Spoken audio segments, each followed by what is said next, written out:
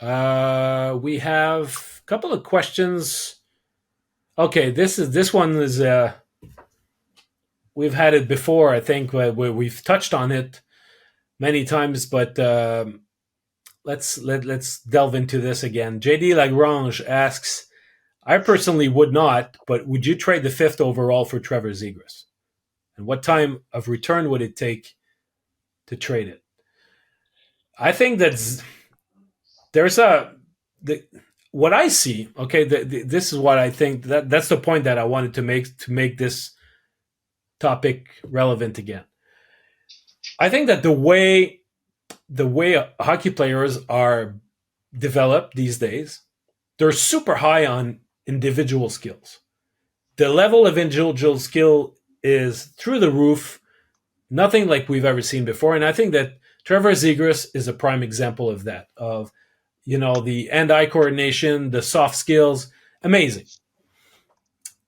And I think that we tend to look at individual skill and put it on par with just high-end talent. And talent is more, there are more components than just the individual puck skill.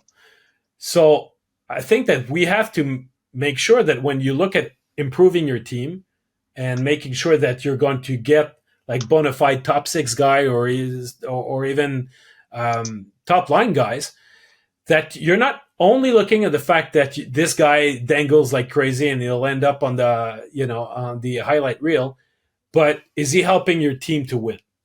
And I think that that's a question with Trevor Zegras, but many of other guys, is because you're going to be blown away by their skill level, but the fact that they're the most skilled, does that make them the best? And I think that there's a nuance that we have more and more evidence with in recent years, that it's two separate paths. That's a point that I used to make about Jonathan Drouin, where he was clearly the most skill on the Canadiens, but he was not the best player.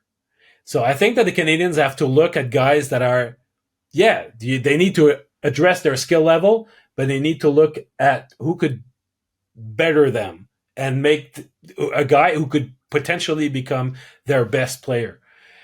And I'm not sure if Trevor Zegras is that guy. And the number 5 pick is a high price to pay for a guy like that. If you are to decide to trade your number 5 pick, it better be for a guy that you won't have that question mark when playoffs come around. You were saying, you need to get a guy that you're going to be sure about. And that's no surprise if, that guy has been in the rumor mill for so long. We touched on Martin Necas in previous episodes. You look at the playoffs right now with Carolina. Yeah, he plays.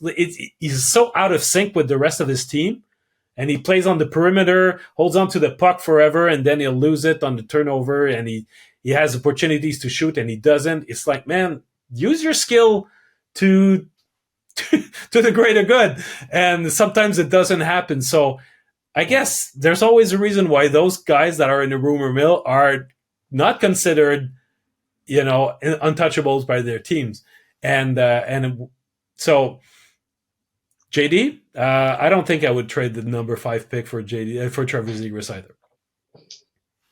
Yeah, I don't have a whole lot to add to that. I agree with all that stuff. I wouldn't trade it either.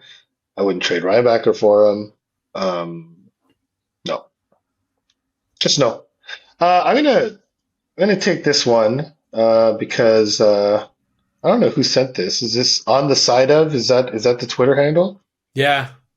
Okay, so this is from on the side of on X, asking us to expand on what we said last week on PLD, specifically about the Habs not being really interested in him and feeling forced to make an offer. I must admit that part was very puzzling to me. Forced by who exactly? Jeff Molson. Then he goes into kind of a background of what happened there. And so, no, there was no pressure from Jeff Molson, at least not to my understanding.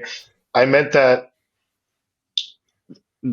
a situation was created where a player that seemingly would help the Canadiens compete and would improve the Canadiens, became available and had publicly stated his desire to play for the Canadiens, and was not only just any player, but was a player from Quebec who speaks French, who is exactly everything the Canadiens should be hoping to achieve or to get.